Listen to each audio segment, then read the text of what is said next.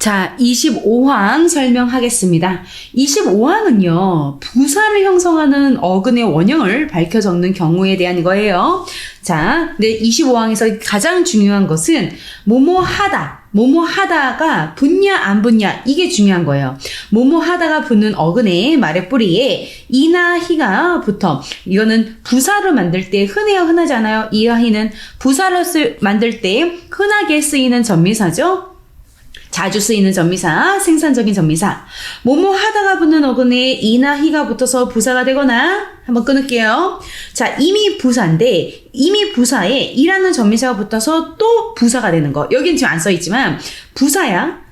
근데 거기에 이가 붙어서 또 부사가 돼. 그런데 다만 뜻을 더하는 경우라는 건 이거는 너무 신경 쓰실 필요 없어요. 부사에 이를 붙여서 또 부사가 되는데 좀 더 의미가 강조가 되는 느낌이거든. 예를 들면 곰곰 생각해본다, 곰곰이 생각해본다. 조금 더 이가 붙으니까 강조가 되죠. 하지만 앞과 뒤가 이를 붙든 안 붙든 그 전과 후가 내용도 비슷하고 품사는 여기는 변화가 없어요. 자, 어쨌든 25항 숫자 외우고요. 자, 25항 숫자 외우세요. 뭐뭐 하다가 붙는 어근에 이나 히가 붙어서 부사가 되거나 혹은 이미 부사인데 부사 파생전미사 이가 붙어서 또 뜻을 더하는 경우, 이 두 가지 경우는 원래 앞에 있는 어근이나 원래 앞에 있었던 부사의 원형을 밝혀 적는다. 이게 기본 조항이에요. 기본 조항은 항상 원형을 밝혀 적는 것부터 나오죠.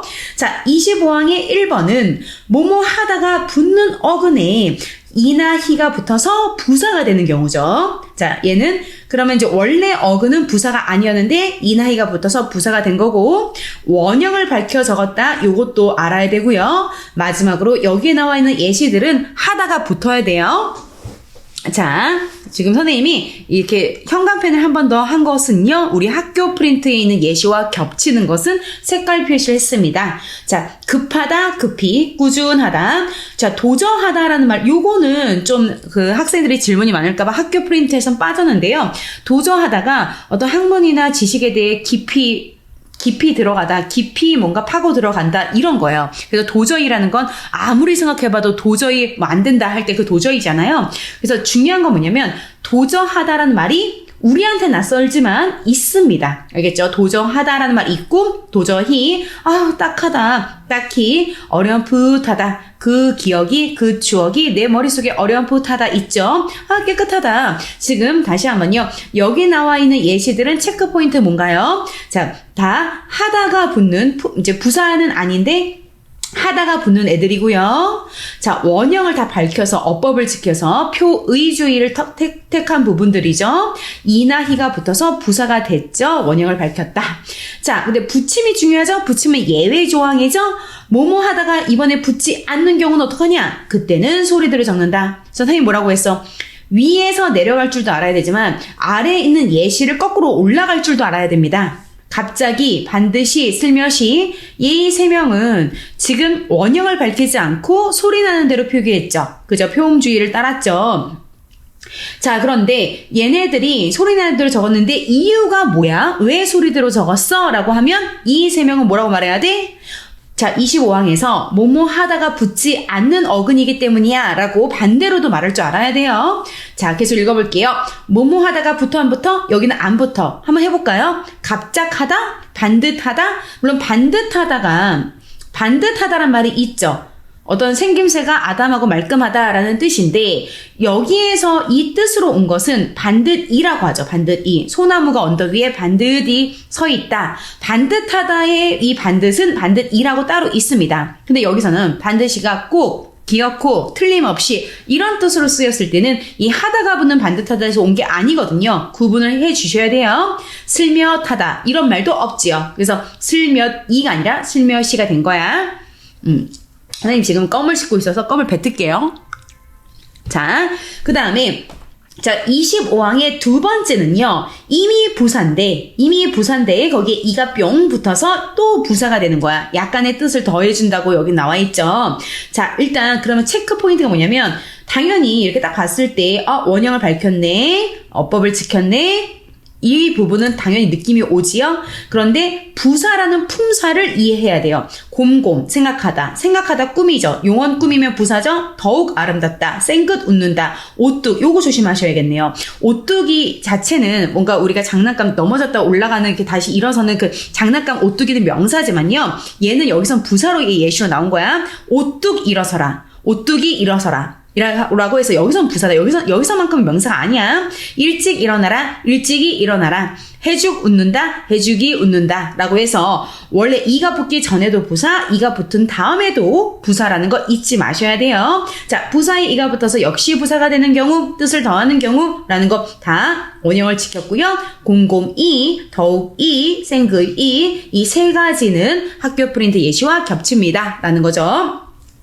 자, 한번 계속 읽어볼게요. 지금부터는 계속 반복이고 디테일하게 들어갑니다. 자, 이라는 전미사가 결합해도 원래의 부사와 원래 있었던 곰곰, 더욱, 생긋 이런 원래 있었던 부사와 뜻이나 품사라는 기능 다르지 않죠. 의미도 별로 달라지지 않고 심지어 품사의 기능까지 달라지지 않아? 이럴 때는 당연히 소리대로 막 갈 필요가 없죠. 원형을 정확하게 밝혀 적어야겠죠? 여기서는. 그래서 이제 한번 계속 읽어보자. 자, 여기도 볼게. 하다가 붙지 않아서 어근과 전미사를 분리하기 어려울 때, 이때는 원형을 밝히지 않고 소리대로 적는다. 이거 여기 예시 말하는 거야. 자, 하다가 붙지 않으면 어근과 전미사 분리하기가 좀 애매해져요. 이 말이 무슨 말이냐면, 예를 들면 하다가 붙으면 급하다라고 하면 하다가 붙으면 하다 전에 이렇게 다 끊으면 되거든요. 꾸준하다 하다 앞을 다 끊어서 이제 어근과 어미를 이렇게 구분할 수가 있는데, 하다가 붙지 않으면 도대체 어디까지가 어근이고 전미사지? 명확하지가 않아. 그때는 원형을 밝히기가 애매하니까 소리대로 적는다는 뜻이야. 자, 예시를 보자. 반듯하다란 말이 있어. 이것에 하다가 붙으면 이 반듯이라는 것이 본뜻이 반듯하다는 건 생김새가 아담하고 말끔하다 이런 뜻인데, 이 원래 반듯하다의 원래 뜻이 유지될 때 이때는 원형을 밝혀서 반듯이라고 쓰겠죠. 그런데 유지되지 않을 때는 틀림없이 꼭 이렇게 뜻이 좀 달라졌죠. 반드시 대학에 합격할 거야. 이거는 반듯하다의 와는 의미가 좀 많이 다르죠. 이때는 소리대로 가는 거야.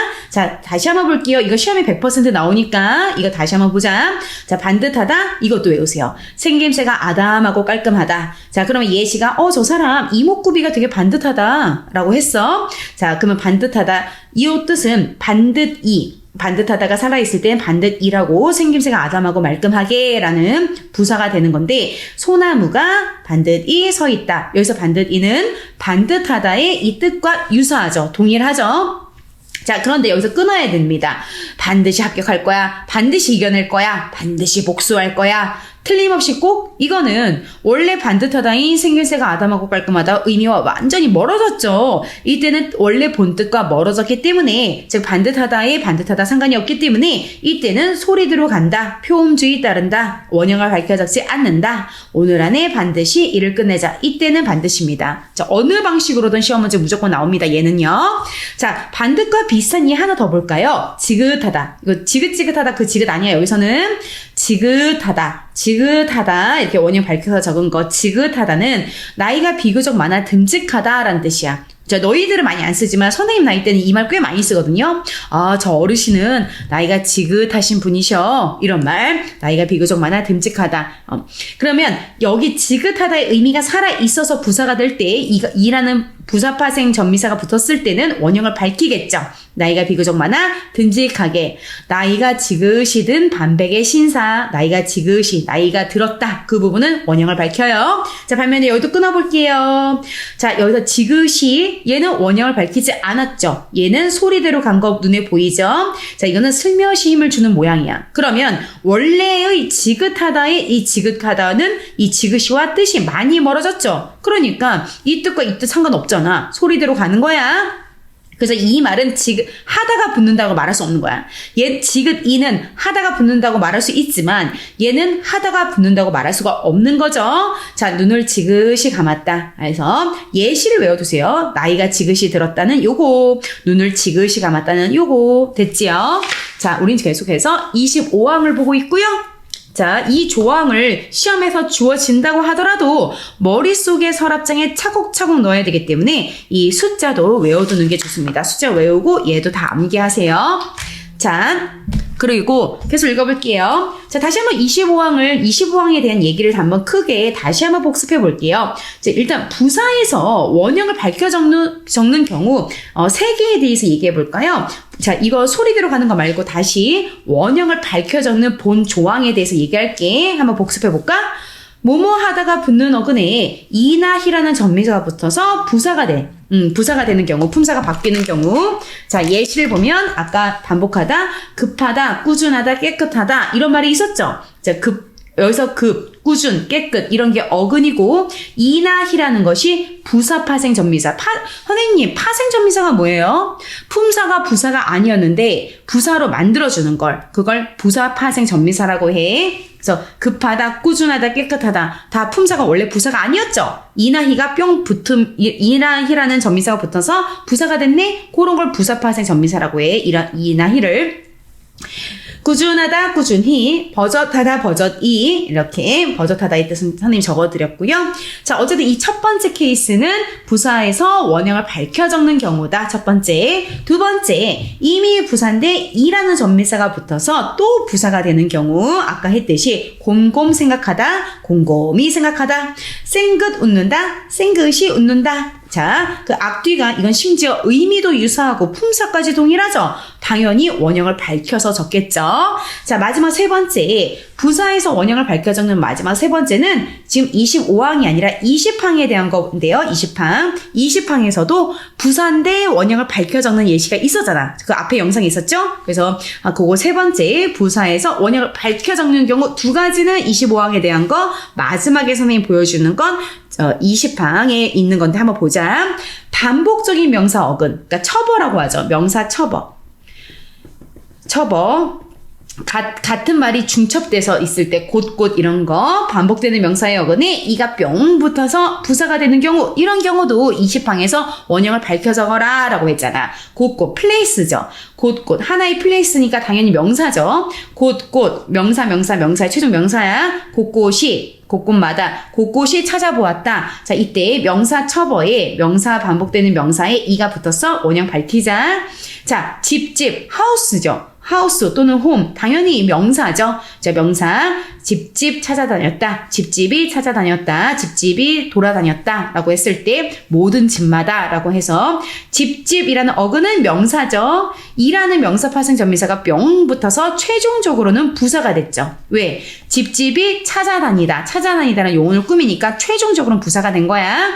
부사가 됐는데 어근의 원형을 밝힌 케이스이기 때문에 여기서 한 번 더 선생님이 소개해드렸어요. 자, 지금 25항에 대한 설명을 했습니다. 자, 그 다음에는 35항, 다음 부분은 35항, 37항, 38항, 이렇게 줄임말에 대해서 설명드릴게요. 안녕!